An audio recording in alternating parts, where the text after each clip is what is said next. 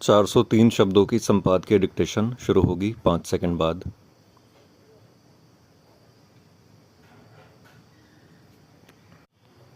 मोदी सरकार के तीसरे कार्यकाल का पहला वर्ष जैसे राजनीतिक वातावरण में पूरा होने जा रहा है, वह इसलिए अधिक उल्लेखनीय है क्योंकि जब इस सरकार ने अपनी तीसरी पारी शुरू की थी तब राजनीतिक माहौल बिल्कुल विपरीत था। ऐसा इसलिए था क्योंकि भाजपा अपने बलबूते बहुमत हासिल नहीं कर सकी थी और उसे सरकार गठन के लिए सहयोगी दलों पर निर्भर होना पड़ा था। इसके चलते यह माना गया कि मोदी सरकार अपने पहले और दूसरे कार्यकाल की तरह बड़े और साहसिक फैसले नहीं ले पाएगी और उसे कई विषयों पर गठबंधन के घटक दलों और विशेष रूप से जदयू और तेलुगु देशम के दबाव प्रभाव का सामना करना पड़ सकता है। 1 साल के कार्यकाल ने इस धारणा को ध्वस्त करते हुए यही स्पष्ट किया कि भाजपा भले ही 240 सीटों तक सीमित रही हो, लेकिन मोदी सरकार अपने एजेंडे को लागू करने के लिए पहले की ही तरह प्रतिबद्ध है। इसका एक बड़ा उदाहरण वक्फ संशोधन विधेयक को कानून का रूप देना है।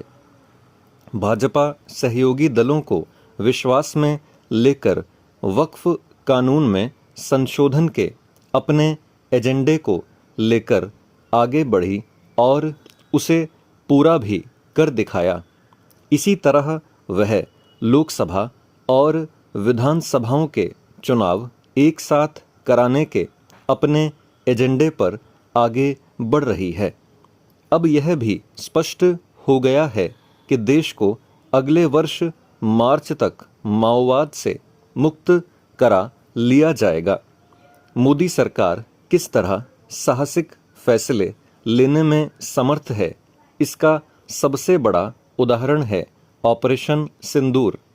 पहलगाम में पाकिस्तान पोषित आतंकियों की ओर से 26 लोगों की जघन्य हत्या के बाद भारतीय सेना ने जिस तरह पहले पाकिस्तान के आतंकी अड्डों को तबाह किया और फिर उसके कई प्रमुख एयरबेस ध्वस्त कर दिए, वह सचमुच अकल्पनीय सैन्य कार्रवाई है।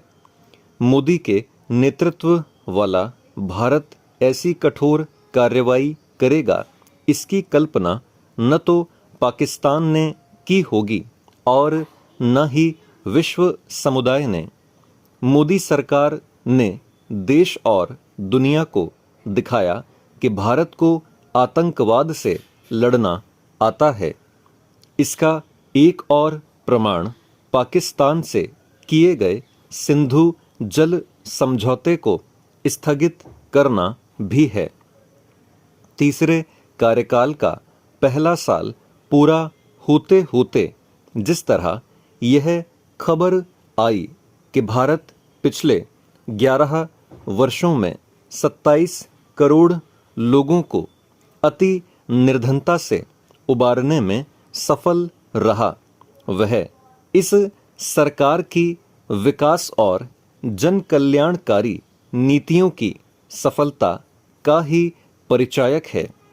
इसके अतिरिक्त यह भी स्पष्ट है कि भारत विश्व की चौथी बड़ी अर्थव्यवस्था बनने ही वाला है। स्टॉप।